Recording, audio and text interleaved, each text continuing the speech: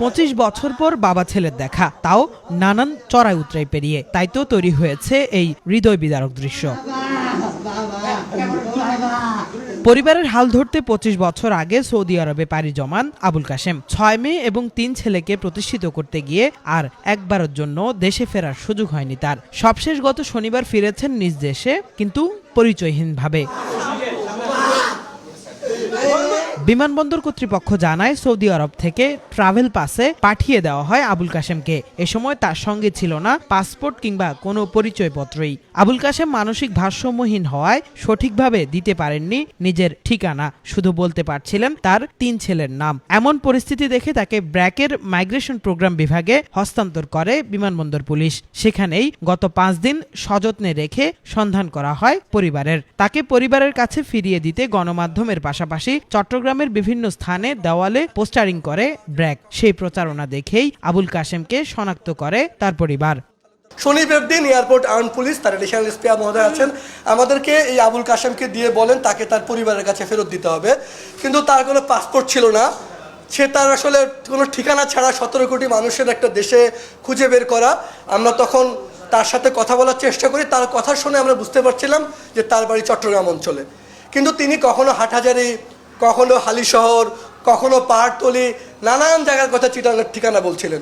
তো যখন তিনি যে ঠিকানা বলছেন সেখানে আমরা যোগাযোগ করছি, চট্টগ্রামের পুলিশ, সিভিল এভিয়েশন, এসবি সবার সাথে আমরা কথাবার্তা বলছি, কিন্তু 4 দিনেও আমরা যখন না পাই, গতকালকে আমরা, ওনার হাতে একটা পোস্টার আছে, ছবি দেখবেন, গতকালকে আসলে আমি তার ছবি সহ ঘটনার বর্ণনা দিয়ে আমরা চিটাগাংয়ে শত শত পোস্টার দিই। বিশেষ করে উনি বলছিলেন নয়াবাজার এলাকায় তরকারির দোকান, সেখানে যখন আমরা শত শত পোস্টার ছড়াই, সাধারণ মানুষকে দেয়ালে লাগাই, তখন সেই পোস্টার দেখে চিটাগাংয়ের ওয়ার্ড কাউন্সিল অফিসে একজন জানায় তারা এই মানুষটাকে চিনতে পেরেছেন। তারপরে আমরা তার ছেলে যে তরকারি বিক্রি করে এখানে আছেন, তার বাড়িতে আমাদের চিটাগাংয়ের টিমের আছেন, আঞ্জিবারা, তারা যায় এবং এই যে এই পোস্টারটা দেখে তারপরে আমরা তখন কথা বলে নিশ্চিত হই। খবর পেয়ে আবুল কাশেমকে নিতে রাজধানীর বিমানবন্দর এলাকার ব্র্যাক লার্নিং সেন্টারে আসেন তার 2 সন্তান। তারা জানান, সৌদিতে পরিবার সহ থাকা মেঝো ছেলের উপর অভিমান করে গত 1.5 বছর পরিবার থেকে যোগাযোগ বিচ্ছিন্ন ছিলেন আবুল কাশেম। এই সময়েই মানসিক ভারসাম্য হারান তিনি। আমাদের সাথে 2 বছর পর আর যোগাযোগ ছিল না। 2 বছর কোনো যোগাযোগ ছিল না। কারণ বলতে আমার একটা ভাই আছে সৌদিতে, ভাইয়ের বাসায় থাকতো, উনি ব্যাচেলর থাকতো, ভালো না লাগলে ভাইয়ের বাসায় আসতো। ভাইয়ের বউর সাথে কি না কি হয়েছে এটা আমাদের কাছে শেয়ার করে নাই, ওই অভিমান নিয়ে বাইরে গেছে যে আর কারোর সাথে যোগাযোগ বন্ধ করে দিচ্ছে। ওনারে আমরা বলতাম, উনি আসতো না, যেতে ফ্যামিলির কথা বলতো, আমি আসলে তোমরা কিভাবে চলবা, কীভাবে খাবার দেশে, এখানে মনে করো আমাদের তো জায়গা সম্পত্তি কিছু নেই, সবাই আছে যার যার মতো ভাড়ার উপরে। বাবা আসলে বাকিরা কীভাবে চলবে, বাবা ওইটার টেনশনে থাকতো, ওইটার কারণে বাবা দেশে আসতো না। জি জি জি, আমার মা আছে, মা জীবিত আছে, মা অসুস্থ, এই কথা। মা আসতে পারে না, মা জানে না যে বাবা এখানে 5 দিন ধরে আছে। এটা আমরা মাকে বলে আসছি যে বাবা আজকে আসতেছে, আমরা বাবাকে এয়ারপোর্টে রিসিভ করতে যাইতেছি, মাকে এটা বললে আমরা এখানে আসছি। তো না হলে তো মা স্ট্রোক করবে, মার বয়সে প্রায় 65-র মতো। 1 বছর যেহেতু ওনার সাথে ওরকমভাবে পরিচয় নাই আমাদের, মানে কথা হতো না আব্বুর সাথে। কন্ট্রাক্ট করলে মানে একটু করে হয়তো ভিডিও কলের কথা বললে আব্বু কেটে দিত, কথা বলতে পারতাম না। আব্বু যখন অসুস্থ ওটা আমরা দেখতাম। এরপরে দেখি যে একদম মোবাইল বন্ধ। তো আব্বু কখন জেলে ছিল, কখন এখানে নামছে, কখন কি করছে, এটার মধ্যে একদম আমরা জানি না। উনি ওখানে চা বিক্রি করতেন, প্লাস নিয়ে একটা ব্যান নিয়ে মানে ওরকম করি নাকি চা বিক্রি করতেন, চার সাথে মানে বিস্কিট টিস্কিট নাস্তাগুলো বিক্রি করতেন। যতটুকু পারতো আব্বু দিত। 2 বছরের মধ্যে 1 বছর যেহেতু ছিল, 1 বছর একদম ছিল না, সব মিলাই 2 বছরের মধ্যে একটু একটু ছিল, আর 1 বছর একদম ছিল না আব্বুর সাথে যোগাযোগ। ওখানে উনি জব করে। জি, ছোটটা হচ্ছে দুবাই নতুন গেছে, ওইটা 2-3 মাস হয়েছে, এখনো সেটেল হয় নাই। মেজোটা সেটেল আছে, বড়টা তো এখানে তরকারির ব্যবসা করে, ওইটা তো জানেন আপনারা। উনি তো নূর হাসান 25 বছর পরে বাংলাদেশে আসছেন। কে? আপনার বাবা? জি জি। এই আপনি তাকে ওনাকে কতটুকু দেখে, মানে কতটুকু থাকতে দেখেছেন? আমার সঠিক মনে পড়তেছে না এটা। মানে আপনার বাবার ছোটকালের, আপনার ছোটকালের বাবার স্মৃতি মনে আছে কিছু?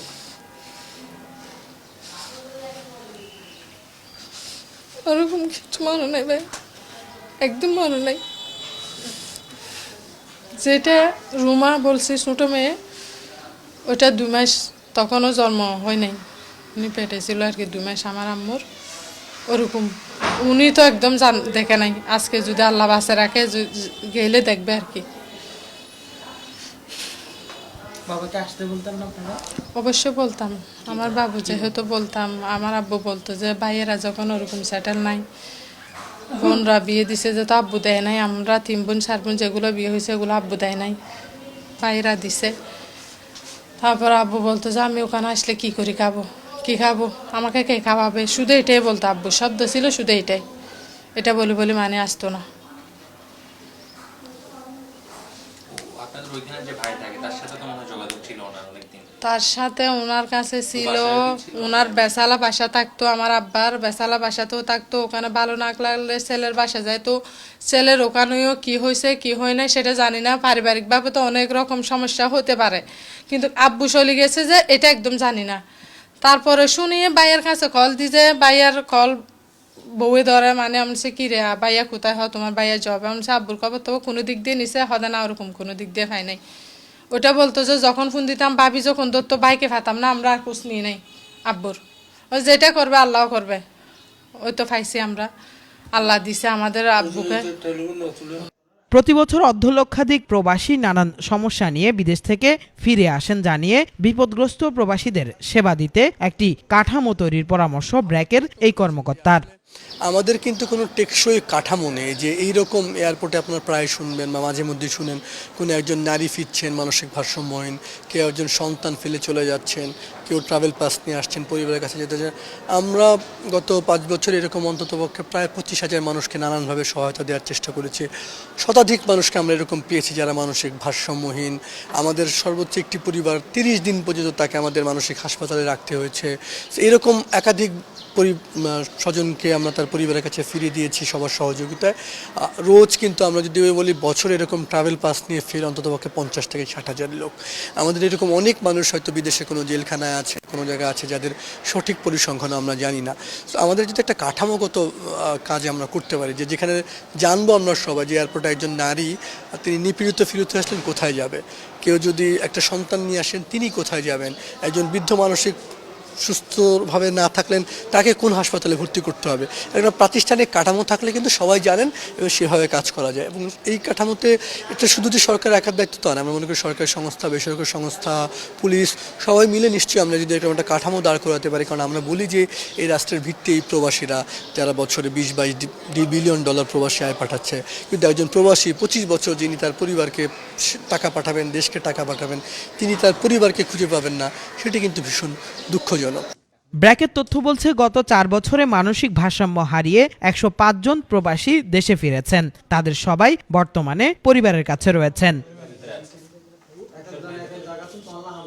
পরিবারের ঘানি টানতে গিয়ে দীর্ঘ 25 বছরের প্রবাস জীবন, তারপর নানান চড়াই উতরাই পেরিয়ে অবশেষে পরিবারের সাক্ষাৎ পেলেন আবুল কাশেম।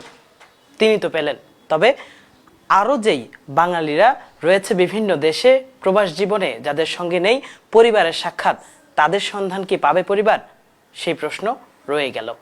কেফায়েত শাকিল, বাংলা ভিশন, ঢাকা।